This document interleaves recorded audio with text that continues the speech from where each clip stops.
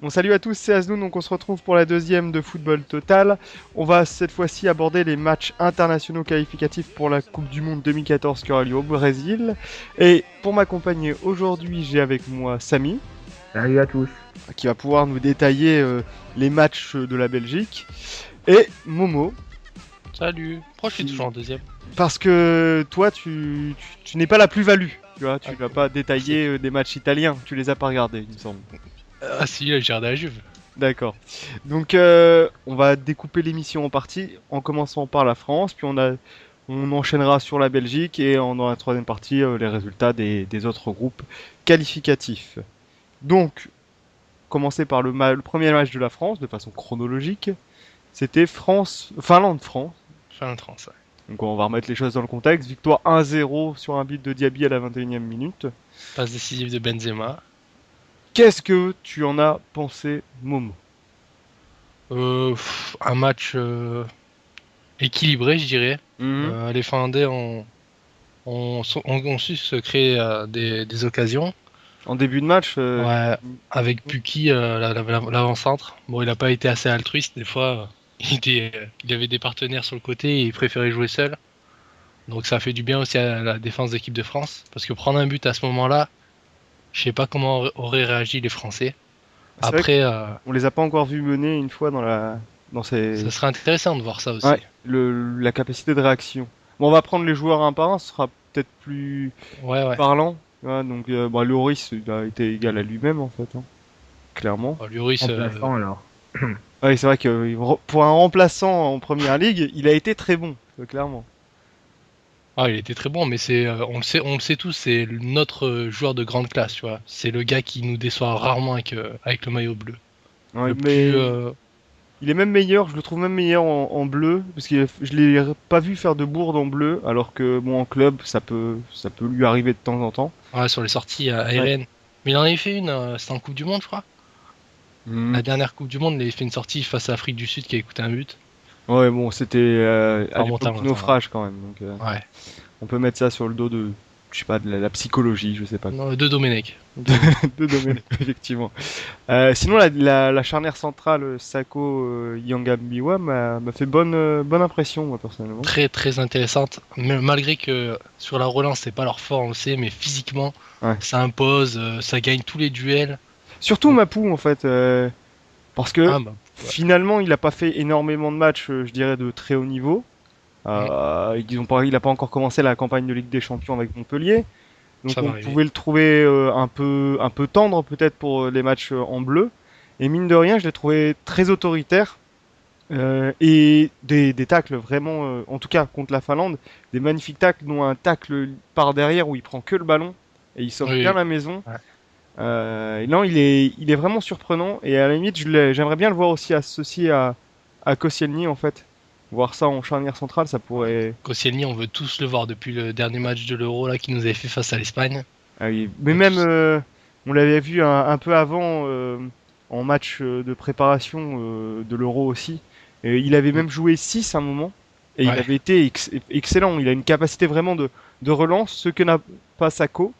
Et comme Sako va vraiment avoir du mal à être titulaire au PSG cette année, je me dis que bon, ce Koscielny Mapou, ça pourrait vraiment être une charnière d'avenir en fait.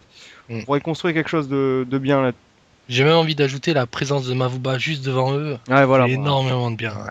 Faut dire que il agit déjà en patron alors que finalement mine de rien, il a pas beaucoup de sélection en bleu.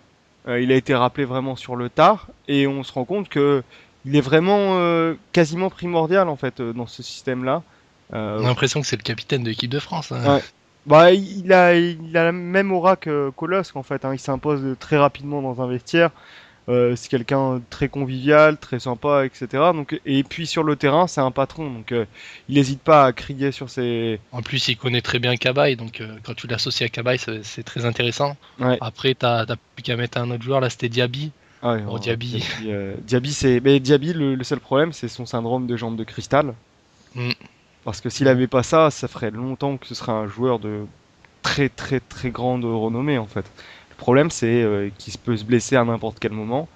La preuve c'est qu'il s'est blessé et qu'on n'a pas pu le voir dans le second match. Ouais, je pense que c'est une blessure diplomatique après parce que À cause Arsène d'Arsène. avait peur, ouais. Arsène avait peur qu'il se blesse. D'ailleurs, toute dernière partie d'émission, on pourra parler de la réforme qu'a proposé Arsène Wenger pour les éliminatoires de Coupe du Monde et Coupe d'Europe. C'est assez bizarre. Donc, sinon, en latéraux, il y avait Evra et Réveillère. Je sais pas si vous avez quelque chose J'ai à bien dire. aimé Réveillère, moi. Ouais, bah, faut dire que. Offensivement, il a une bonne qualité de centre, des bons appels. Bon, c'est bizarre qu'il soit là parce que finalement, on l'a pas vu en Ligue 1 encore. Non, Il a pas fait. Il y a eu un faux départ au PSG ouais, à cause de pseudo-problèmes. à visite médicale, ouais. Ouais, donc le transfert a été avorté. Donc j'ai pas très bien compris, ça sentait plus une bidouille comme chose en fait. C'était vraiment très bizarre. Enfin, s'il est pas apte à jouer au football, pourquoi il est apte dans un club et pas dans un autre? Enfin, c'est vraiment des bizarreries. En plus, au milieu de tout ça, il y avait un pseudo-échange avec Bisevac. Enfin, c'était pas très très clair comme transfert. Mais mine de rien, il a été correct, je dirais, lors de ce match contre la Finlande. Surtout lorsqu'on le compare à son pendant du côté droit, Evra. Gauche. Euh, gauche, oui. Côté Mm. gauche, Evra qui m'a vraiment fait de la peine.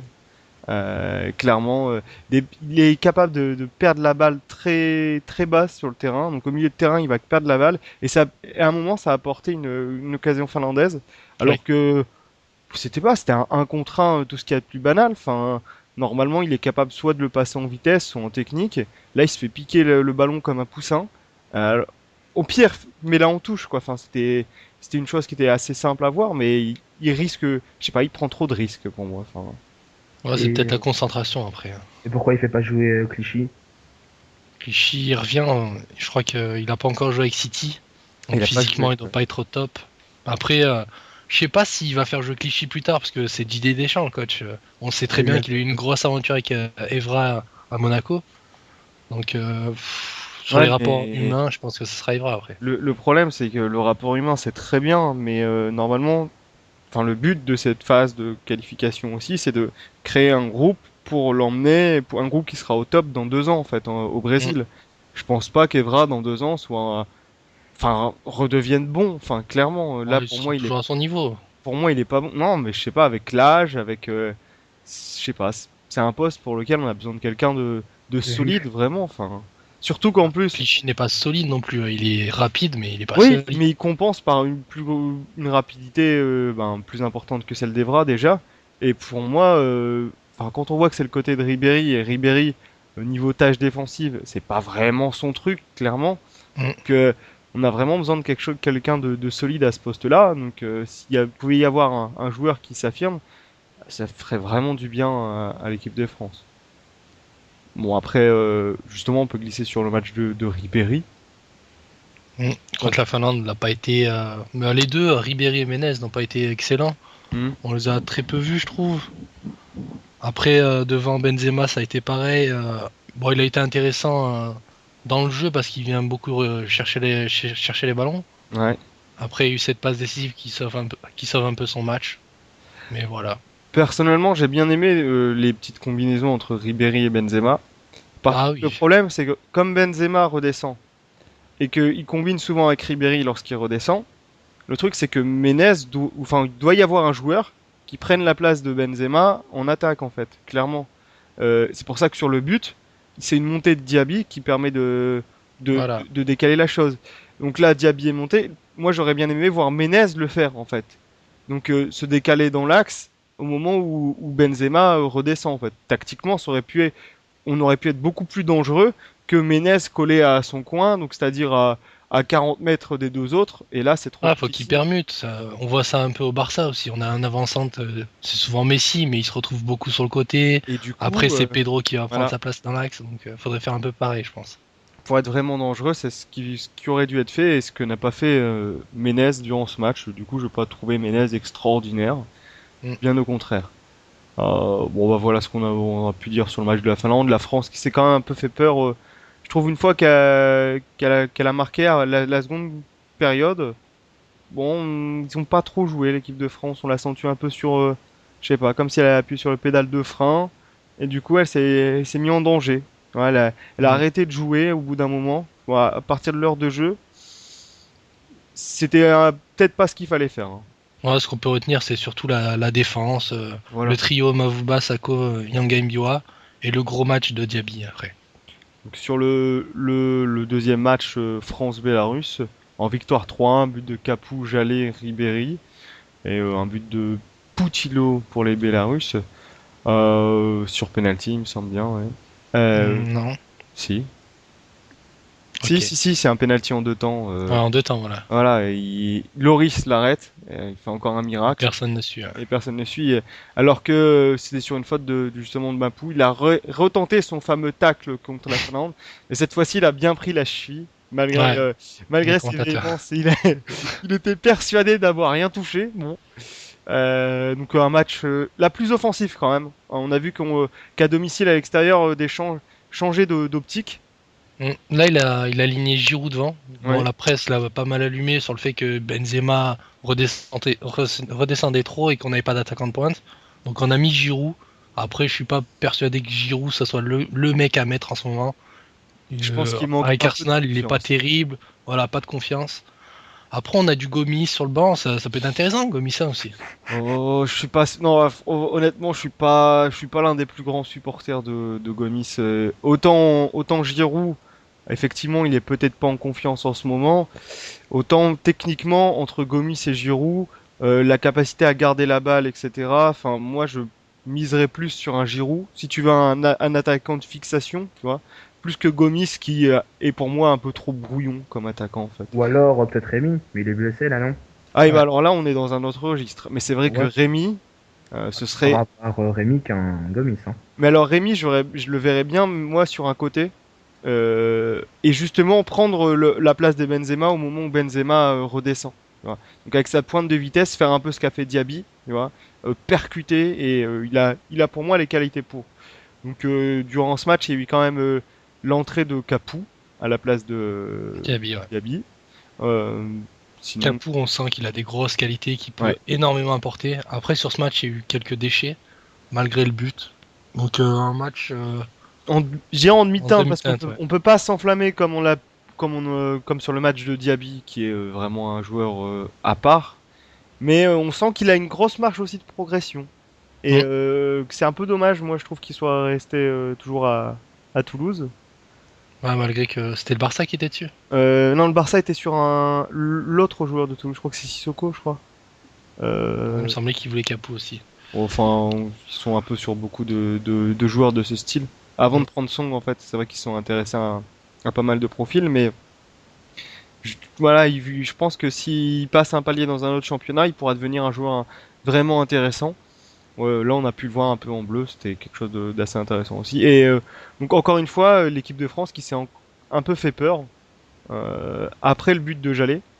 Donc, le but extraordinaire de Jallet, je dirais. Mhm. Ouais, Euh, la frappe à l'aveugle, hein.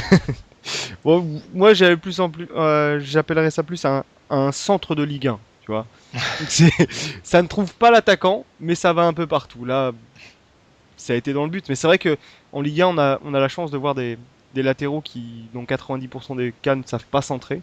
Et là, on a encore eu la preuve que Jallet ne savait pas centrer. Donc là, on a eu de la chance, c'était payant. Donc, et il a eu l'honnêteté d'affirmer que c'était pas voulu. Donc c'est déjà Là, ça. quand tu vois sa réaction, hein, Oui, tu voilà. comprends. Non, mais sur le coup, bon, je me rappelle encore de Taiwo qui en avait fait Oui, des caisses. Et le gros mytho, ouais. voilà. Mais Jallet, il a sauvé son match avec ce but, hein, parce Ouais. que défensivement, ça a été très très dur, hein. L'attaquant passait souvent dans son dos, il Mais le laissait un peu aller. il est resté dans la veine de son match contre Lille avec le Paris. Donc il Exactement, se ouais. faisait vraiment manger. Je trouve que il a un coup de méforme. Alors soit sa forme, enfin, son état de forme était vraiment exceptionnel et il retrouvera pas un tel niveau. Soit il a un petit coup de mou. Donc Ouais, l'arrivée de Vanderville aussi, peut-être au Ouais, PSG. ouais, mais voilà, c'est dommage pour lui parce qu'avec Vanderbilt, ça m'étonnerait qu'il garde sa place. Hein. bah ouais, en tout cas on lui pardonnera pas des petits coups de mou effectivement. Mais d'un autre côté, c'était comment s'appelle-t-il? Ancelotti avait dit qu'il voulait un capitaine français pour le PSG. Donc Mm. il y aura pas Sako, d'accord? Ah, ce sera sûrement Alex Thiago Silva dans l'axe. Voilà, donc s'il n'y a pas Jallet, il va pas mettre Ménez capitaine.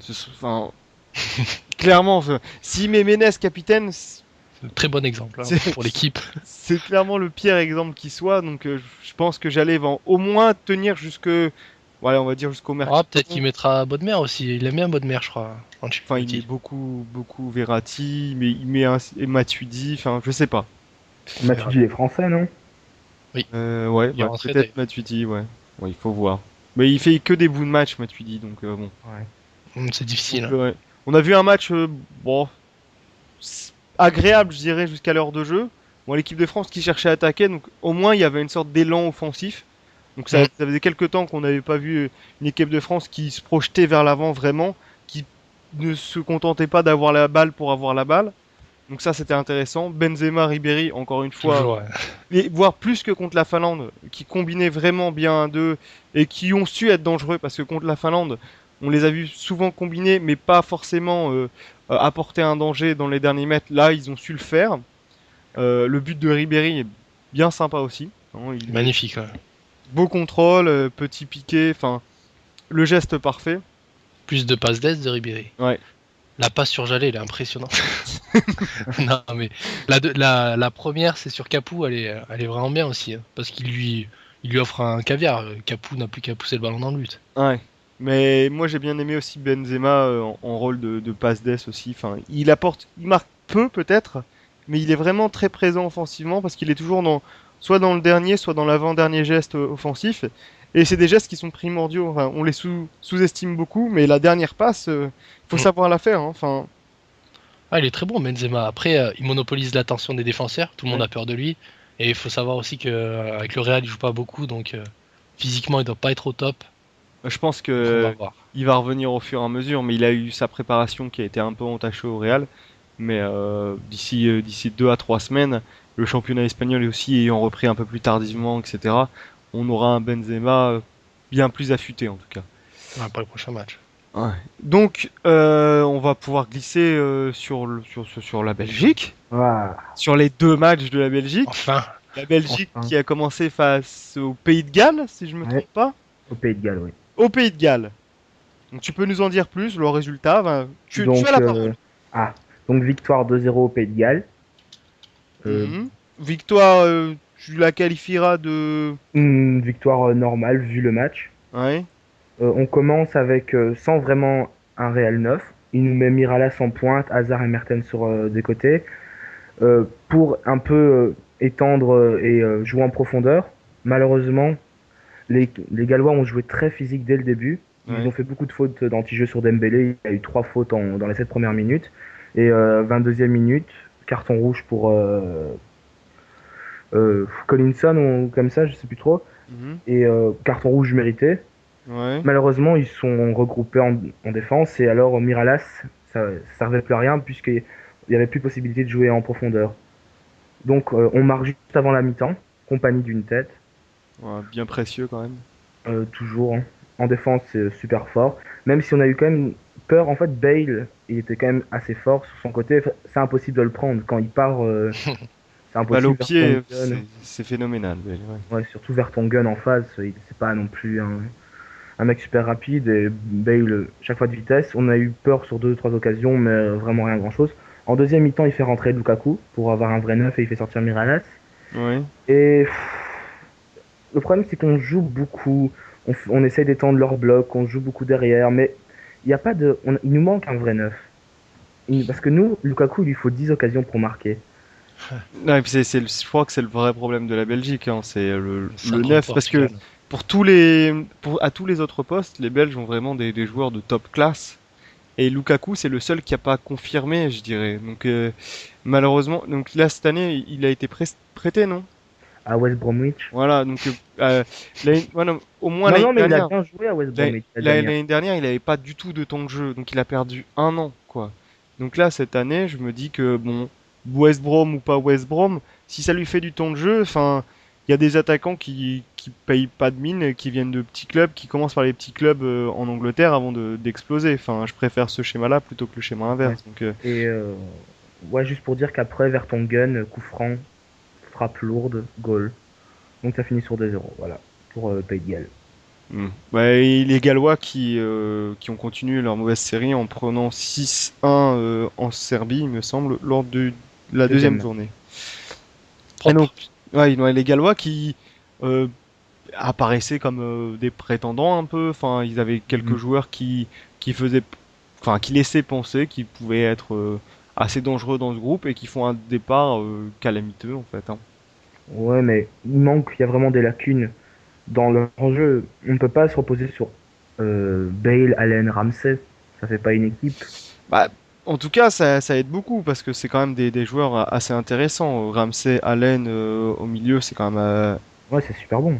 Après, Ramsey, il est pas non plus monstrueux. On le voit avec Arsenal, il joue de temps en temps. Il est très très bof aussi. Hein. Bah, il a joué toute la saison dernière aussi. Ouais. Non, il est. Parce que Wilshere n'est pas là. Ouais, bah après, tu compares à ce qui se fait peut-être de mieux en Angleterre. Pour le Pays de Galles, c'est bien, mais après, c'est pas. Mais après, t'as Bale. Enfin, mais il y a des sélections comme ça où par moment, ils arrivent quand même à se qualifier avec 2-3 joueurs uniquement. Enfin. Je me rappelle de la République tchèque, une époque où il y avait Nedved, Kohler, et puis après, Nedved, quoi. Nedved, c'est monstrueux. Oui, non, mais voilà, il y avait 2 joueurs, et puis après, c'était terminé, quoi. Les autres, c'était des joueurs de championnat local, et ça payait pas de mine. Donc, sur le papier, voilà, ils étaient pas terrifiants, mais ils pouvaient quand même poser problème, tu vois. Pas au point de se prendre 6-1 en Serbie. Tu vois, ouais, c'est plutôt bizarre quand même le 6-1 parce que contre la Belgique, ils ont quand même montré des bonnes choses. Peut-être que c'est juste un mauvais match pour tout le monde. Parce que là, ce que ça annonce, c'est vraiment des Serbes. Moi, j'ai l'impression de voir des monstres. Bah non. Surtout que la Serbie, dans leur premier match, fait 0-0 contre la Macédoine hein, ou l'Écosse, donc je sais plus trop. Oui, du coup, le fameux groupe de la Belgique, il y a la Belgique, la Croatie et la Serbie qui sont à 4 points. Donc c'est là où on voit vraiment que ça va être serré et tendu pour les Belges. Il va falloir s'accrocher jusqu'au bout et pas perdre de points chez les petites équipes, je pense. Hein. Bah, fallait surtout pas en perdre chez nous. Bah, c'est ce qu'on a fait contre la Croatie. Tu veux que j'en parle un peu? Oui, vas-y. Donc la Croatie, tout le monde nous a dit, tout le monde a dit oui, ils vont jouer en attaque, ils vont jouer super offensif. Donc Wilmot s'est mis de four pour toujours être au marquage de Modric. Ouais. Sauf qu'au début du match, les passes sont vraiment pas bonnes. On veut jouer trop difficile. Dembélé au début perd beaucoup de ballons et on se prend un but en contre-attaque après 5 minutes de jeu où Compagnie veut dégager la balle, il la remet dans l'axe et Gilet, au lieu d'être, il est juste à côté de Compagnie et Perisic la met. Donc les 20 premières minutes, on sent vraiment un peu, ils savent pas où ils sont. Ils font des passes vraiment. Dembélé veut jouer trop difficile, il veut jouer au milieu entre 3 joueurs et des contre-attaques comme ça au début. Après, c'était de four. Malheureusement, vu que la Croatie a marqué, ils sont restés en défense, un peu comme le Pays de Galles. Ils ont joué très défensif et de four, à la base, c'était pour être sur Modric. Et Modric était très bas, donc il savait pas quoi faire. De four, sur le terrain, il se demandait un peu où il devait aller. C'était vraiment pas fameux. Hazard était plutôt bon, mais il y avait toujours 3-4 joueurs dessus. Il pouvait pas faire grand chose. Mertens, faut pas s'étonner. Hein. Je pense Witsel était vraiment super bon. Une énorme capacité de garder la balle, il passe, beaucoup de joueurs. Et on a des occasions, mais Benteke en neuf, on lui donne deux balles, il la met à côté. Il nous manque. Il joue où ce Benteke Il joue à Genk, il a été acheté par Aston Villa pour 10 millions d'euros. D'accord, on va le voir donc en première ligue cette année. Tous les joueurs belges sont en première ligue de toute façon, donc quasi. Et c'est pas Benteke en neuf, c'est pas fameux. C'est toujours le poste où il nous manque quelqu'un parce qu'on lui donne des occasions. C'est pas ça. Et alors, enfin, corner, ça revient sur Gilet d'une frappe énorme. Elle est goal. Je pense que j'essaierai de mettre la frappe à la vidéo histoire que tout le monde puisse la voir parce qu'à mon avis, pas grand monde a pu voir le match de la Belgique. Donc je la partagerai normalement. Et tout le monde dans le stade s'est dit, honnêtement, vu comment on jouait, et en face, c'est quand même la 9e nation mondiale selon le classement FIFA. Oui, enfin, le classement bidon, quoi. Mais la 9e nation mondiale, il joue vraiment. C'est pas fameux, c'est Modric énorme, bien sûr. Il a une capacité de garder la balle. Mais techniquement, les nations croates, ça reste quand même assez intéressant. Enfin, toutes les nations, enfin l'ex-Yougoslavie, là, tout ce côté Balkan, Croatie, Serbie. Même Monténégro, enfin, balle au pied, c'est pas moche. Enfin, c'est pas des nations qui sont pas agréables à voir jouer. Mais là, ce qui m'étonne, c'est justement que que chez vous, ils soient pas venus pour vraiment jouer, pour jouer l'attaque, pour essayer Ils ont marqué un but très vite, donc après tu cherches à revenir avec la victoire, donc c'est normal de jouer un peu plus défensif, je pense. Oui, enfin après le but belge vient avant à la fin de la première mi-temps, il me semble. Ouais, il restait 20 Voilà. secondes. Donc quand les cartes sont redistribuées à la mi-temps, tu te dis que bon, soit tu tentes ton coup, soit tu le tentes pas, tu vois. Et ça m'étonne quand même des Croates. Mhm. À l'Euro, ils étaient très joueurs, hein. Lorsque Ouais, contre l'Espagne, je me rappelle. contre l'Espagne, ils avaient été très très joueurs. Donc je me dis contre la Belgique, à contrario, ils devraient être joueurs. Enfin, tu vois, Mhm. ils devraient tenter leur chance à fond, etc. Là, il semble qu'il l'ait pas fait. Et Après, ouais, je comprends qu'ils aient peur, mais non. ah, le chauvinisme ici. Non, non, non. Bah, il y avait une sorte de peur, ou je sais pas, c'est un Attends, on peu parle quand comme... même de Benteke en neuf, tu vois. Ouais, on parle quand même Tout le monde le d'Hazard. connaît.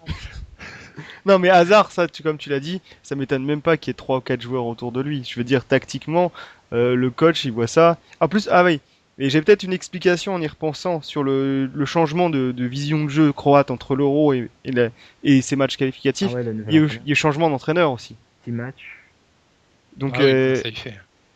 à mon avis, c'est peut-être ça aussi qui a dû jouer. Parce que l'entraîneur croate, je crois que c'était Bilic, un truc comme ça, Ouais. est parti en Russie. Donc, peut-être que ça a dû jouer sur le côté vision de jeu, etc.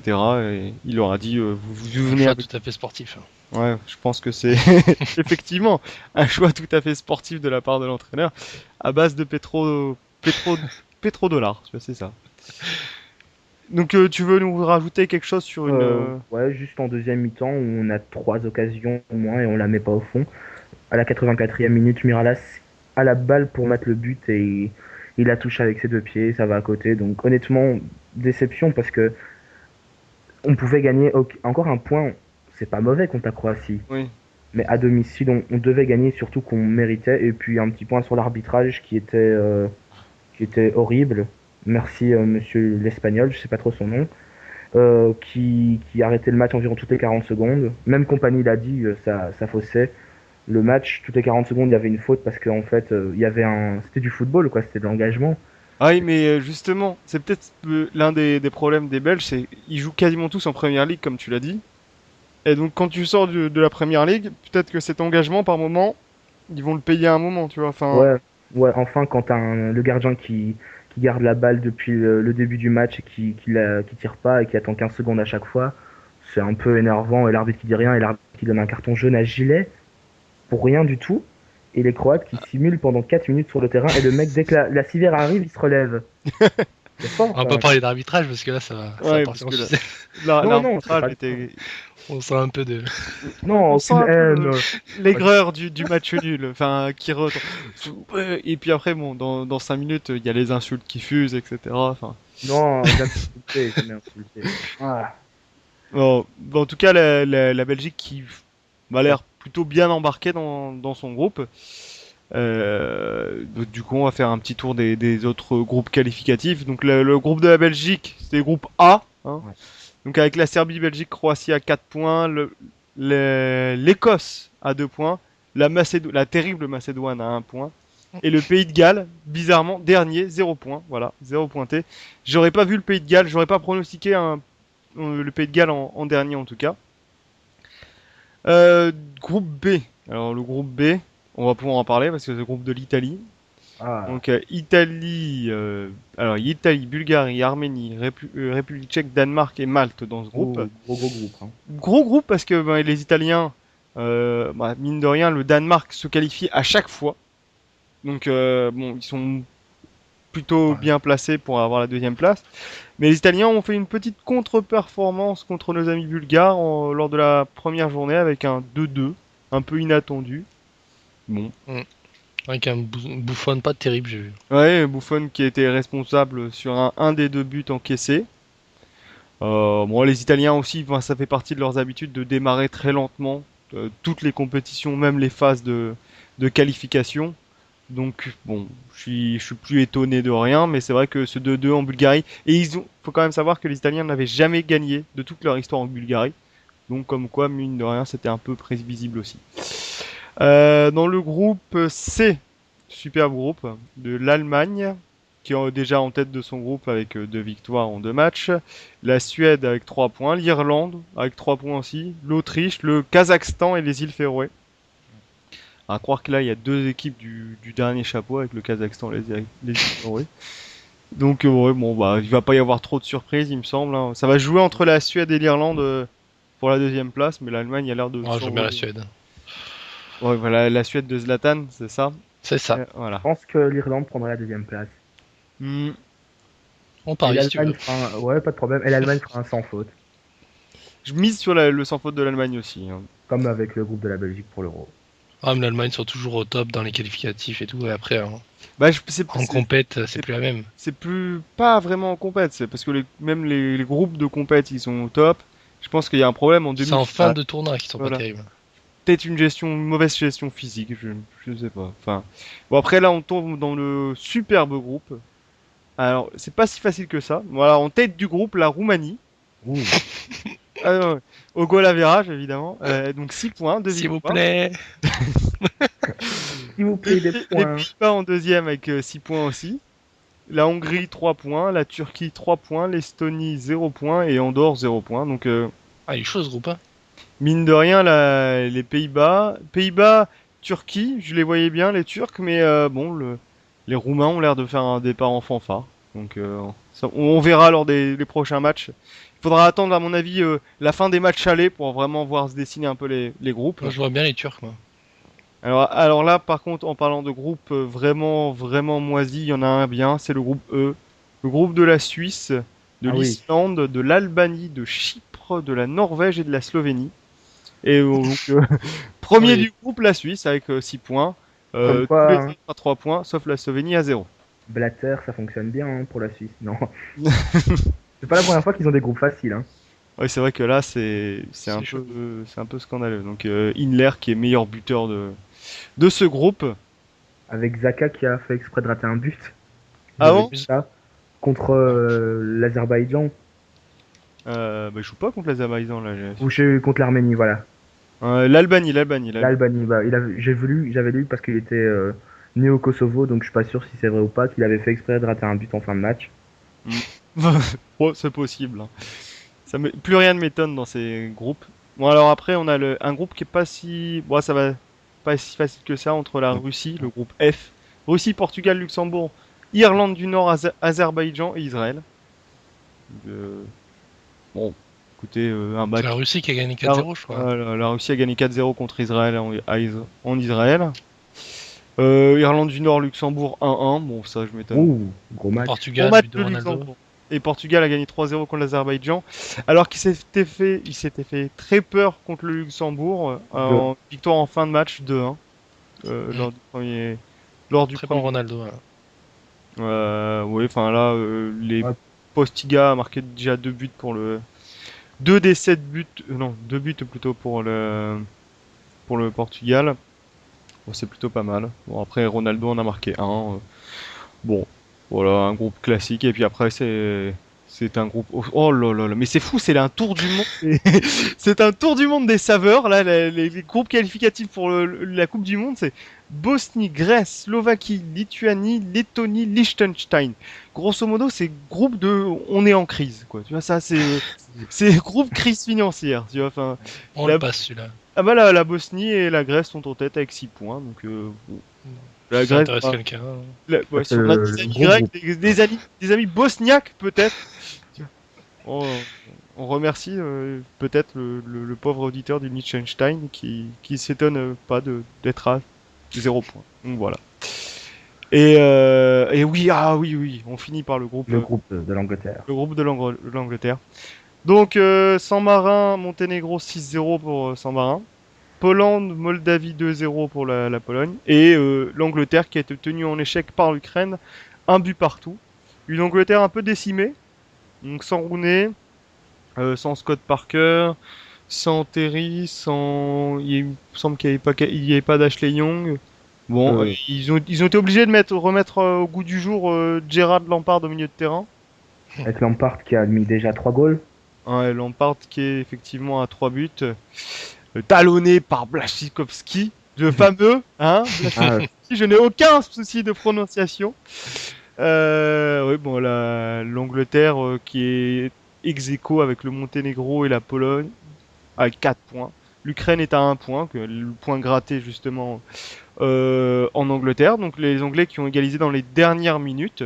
Match pas fameux, hein, alors que le premier match c'était plutôt facile pour eux, 5-0 contre la Moldavie. Je sais pas trop quoi penser de cette équipe d'Angleterre qui m'a l'air un peu sur le courant alternatif, capable du pire comme du meilleur. Enfin, c'est assez spécial, mais j'attends de la voir avec un vrai effectif plus au complet pour pouvoir la juger vraiment de son potentiel, parce que le groupe avec la Pologne et l'Ukraine, c'est pas si facile que ça sur le papier. Il faudra pas faire comme ce qu'ils ont fait là ce week-end, hein, perdre des points à domicile face à des pseudo-prétendants à la première ou à la deuxième place. Puis après, le groupe I, qui est le groupe de la France, donc la France qui est première avec un match d'avance. L'Espagne qui a réussi à gagner difficilement contre la 86e. 86e, c'est un but de Soldado, effectivement. Donc bon, le prochain match de l'équipe de France, il me semble que c'est contre l'Espagne. En Espagne. En Espagne, c'est à Madrid, mais pas au Santiago Bernabéu, au stade de l'Atlético. Ouais. Donc on verra ce que. Enfin, ça va être un vrai test pour l'équipe de France ce match quand même. Hein. Il faut voir parce que la charnière Mapou, Yangambiro et Sakho, c'est quand même que contre la Finlande et la Biélorussie. Hein. Yanga sera suspendu, il me semble. Ah, ça c'est bien dommage. Mais on aura que Senli. Ouais, mais moi j'étais partisan de la charnière Mapou-Kos, tu vois, plus que Sakho. Parce que Sakho, par moment, je sais pas, il joue un peu trop bas, il s'aligne mal. Enfin, je sens que c'est un monstre physique, mais tactiquement, c'est pas trop ça. Enfin, pour moi. Après, ouais, c'est sûr. Bah, c'est pour ça que Ancelotti préfère Alex. Hein. Mais alors que bon, Alex, c'est pas non plus assurance tout risque, donc. Voilà. Donc, on a fait le petit tour de ces matchs qualificatifs pour la Coupe du Monde. Ouais. Donc, ouais, je vais revenir juste sur la réforme. Je sais pas si tu as entendu parler l'idée qu'avait lancé Wenger. Et c'était que toutes ces petites équipes, là, Liechtenstein, Azerbaïdjan, enfin, qui sont dans le dernier et l'avant-dernier chapeau, par exemple, ne jouent plus ces poules avec les gros. Et donc doivent jouer entre eux des pré-matchs, un peu comme le système de qualification en Coupe d'Europe en fait. Donc il y aurait des matchs avant, genre comme les matchs qu'on a pour la Champions League, les matchs du premier tour, les matchs du deuxième tour, les matchs du troisième tour, et n'arriverait qu'à la fin un de ces représentants dans chaque groupe en fait. Donc, des sortes de barrages. Voilà, c'est des sortes de barrages pour ces petits pays et qui n'ont que rarement la chance de jouer des gros matchs. Enfin, moi, je pense par exemple au Liechtenstein ou Luxembourg. Les gars, ils ont la chance de jouer, 2 fois, 3 fois par saison contre des gros joueurs. Et voilà, Arsène Wenger, qui a jamais été sélectionneur, se permet de. Non, mais ça m'a un peu choqué. Je me suis dit, le gars, il est pas sélectionneur d'une équipe nationale. Là, il pense vraiment à ses intérêts de club. Voilà, je veux pas que mes joueurs jouent trop. Je veux pas que. C'est pas la première fois. Hein. Mais là, c'est poussé parce qu'avoir demandé ce genre de réforme à la FIFA, c'est quand même osé, je trouve. Et c'est pas la meilleure chose quand on pense à l'esprit sportif parce que ça colle pas du tout à l'esprit du sport. Enfin, dire non, je joue pas avec vous, vous êtes trop mauvais, tu vois. Ouais, surtout que pour ces petits pays, quand il y a des grosses équipes qui viennent, c'est la fête, c'est l'esprit du foot. On peut même s'ils sont 26, ils s'en foutent, quoi. Ils ont vu Ronaldo ou n'importe où ils ont vu Hazard. Tu sais, ils se battent pour avoir les maillots. Enfin, tu vois, il y a une petite ambiance. Vraiment, c'est vraiment le côté convivial du foot, quoi. C'est. Quand tu chopes la Roumanie, t'es dégoûté. Hein. Oui, effectivement. Bon là, tu veux faire une réforme sur les Roumains. Bon, ça, tu peux la présenter à la FIFA, elle sera acceptée. Mais pour les autres clubs, enfin, je sais pas. Enfin, pour les autres pays, tu sais, les îles Féroé. Bon voilà, ça a toujours son charme, tu sais, des stades un peu champêtres, tu vois, tu dis, t'as l'impression que c'est des stades de district, mais ils vont jouer là-bas aussi, tu vois, enfin c'est, je sais pas, pour moi c'est le côté humain du sport, tu vois. Et là, bon, c'est les Wenger, il représente un peu le côté un peu trop business de la chose, et c'est dommage, quoi, enfin. C'est bizarre vendu. Hein. Ouais. Bah, c'est pas la première fois, hein. À chaque fois qu'il y a des joueurs qui vont, Il avait fait la même chose pour Vermaelen, il a dit oui, Vermaelen est revenu un tout petit peu blessé, c'est pas normal, genre je vais porter plainte contre la fédération belge. Oui, voilà, c'est tout à fait normal de porter plainte contre la fédération belge. Voyons, Samy. Ouais, c'est normal. Hein. Alors qu'il y a pire, hein. Il y a par exemple la CAN qui oui. plombe un peu les équipes Ça, qui ont beaucoup de joueurs africains. La CAN, je suis tout à fait d'accord. Enfin, ces genres de trucs en plein milieu du championnat, je suis désolé. Pourquoi pas la mettre en été, tu vois. Fait Ah trop non, il chaud. fait trop chaud, c'est pas possible. Dans ce cas-là, tu la fais pas Les dans le. stades climatisés. Non, mais tu la fais pas en Ouais, c'est ça, Centrafrique non plus. Enfin, on est bien obligé, on peut pas faire. Attends, il fait trop chaud. Il joue bien la Ligue des Champions des clubs africains en Afrique. Ouais, mais t'as déjà vu au moins un match de Ligue des Champions d'Afrique? Ouais. Ah, parce que moi j'ai vu la Tunisie et l'Espérance quand il va en Afrique, il n'y a même pas de vestiaire pour les joueurs tunisiens. Il fait trop chaud. Il fait trop chaud. Mais il joue dans des stades. On va jouer la Coupe du Monde en 2022. Ouais, mais Qatar, c'est pas les mêmes. Tu les stades climatisés, mon gars.